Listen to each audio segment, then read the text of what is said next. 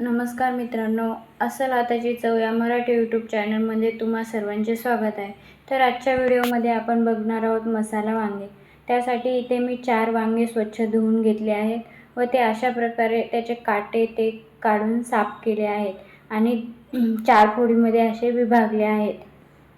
बघू शकता अशा प्रकारे सर्व वांगे इथे मी आता यामध्ये भरण्यासाठी आपण सारण करूया. सारणासाठी इथे मी थोडेसे सुके खोबरे, शेंगदाणे आणि तीळ घेतलेले आहेत. हे सर्व मी थोड्या वेळ भाजून घेतलेले आहेत. बघू शकता इथे अर्धी वाटी एवढे मी तीळ घेतलेले आहेत. 2 मोठे चम्मच एवढे शेंगदाणे घेतले आहेत. आता यासाठी 1.5 चम्मच यामध्ये मी लाल तिखट घातले आहे, थोडीशी हळद, चवीनुसार मीठ आणि काळा मसाला घातला आहे. जे आपला नेहमीचा कांदा लसूण मसाला वापरतो तोच मसाला मी वापरला आहे आणि हे सर्व मिक्सरला बारीक करून घेतले आहे. अशा प्रकारे बारीक सारण करून घेतलेले आहे.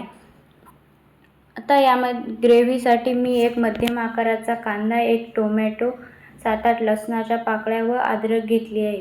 हे सर्व मी भाजून घेतले आहे. आता या वांग्यामध्ये आपण मसाला भरून घेऊया.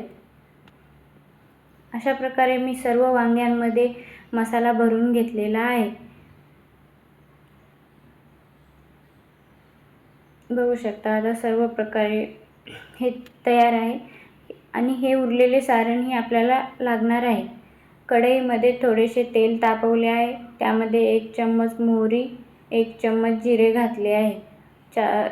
5 कढीपत्त्याची पानंही घातलेले आहेत आणि आता जे आपण कांदा लसणाची पेस्ट केली होती ती पेस्ट घालून 3-4 मिनिटे चांगली परतून घ्यायची आहे. त्याला तेल सुटेपर्यंत परतायचे आहे. ही पेस्ट परतली की यामध्ये जे आपले उरलेले सारण आहे ते सारण घालायचे आहे व तेही चांगल्या प्रकारे करायचे आहे. मित्रांनो, इथे मी चटणी सारणामध्ये टाकली होती, पण थोडीशी चटणी इथे टाकते कारण की तेलामध्ये चटणी टाकली की चव चांगली येते.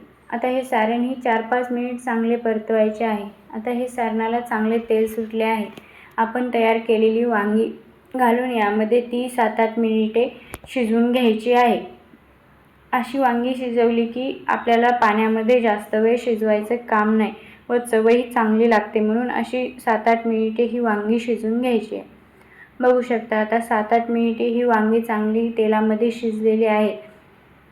आता यामध्ये तुम्ही तुमच्या आवडीनुसार पाणी घाला, म्हणजे तुम्हाला किती घट्टसर व पातळसर पाहिजे त्यानुसार पाणी घाला आणि यामध्ये परत 7-8 मिनिट घालायची आहे आणि ही भाजी आपण बघू शकता आता आपली भाजी तयार झाली आहे. या प्रकारे ही भाजी चांगली एकदा नक्की करा. शिजलेली आहे. वांग जास्त पातळही नाही, घट्टसर अशी रेसिपी एकदा नक्की ट्राय करा. खरंच खूप छान आणि चवीला अप्रतिम लागते.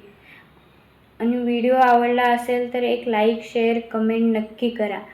आणि हो, तुम्ही जर ही रेसिपी ट्राय केली तर कमेंट करून नक्की सांगा की रेसिपी कशी झालेली आहे आणि तुम्ही हा व्हिडिओ कुठून बघता तेही कमेंटमध्ये नक्की सांगा, म्हणजे मी तुमचे आभार मानू शकते. चॅनलवर नवीन असाल तर सबस्क्राईब नक्की करा. धन्यवाद मित्रांनो.